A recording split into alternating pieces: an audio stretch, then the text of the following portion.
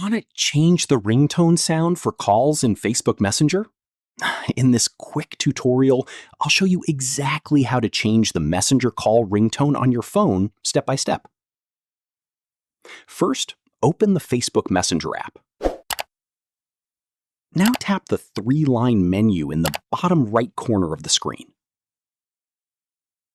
After that, tap on the settings icon in the top corner to open Messenger settings. Next, scroll down a little and select Notifications and Sounds.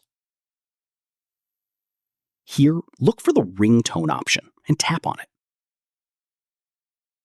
You'll now see different ringtone sounds available for Messenger calls. Simply tap on any ringtone to preview the sound. Once you find the ringtone you like, just select it and go back. That's it. Your Facebook Messenger ringtone sound will now be updated successfully. If you're unable to change the ringtone, make sure your Messenger app is updated to the latest version, because some settings may look slightly different on older versions. And yeah, that's how to change the ringtone sound for Facebook Messenger calls easily. Don't forget to like the video and subscribe for more Facebook Messenger tips and tutorials.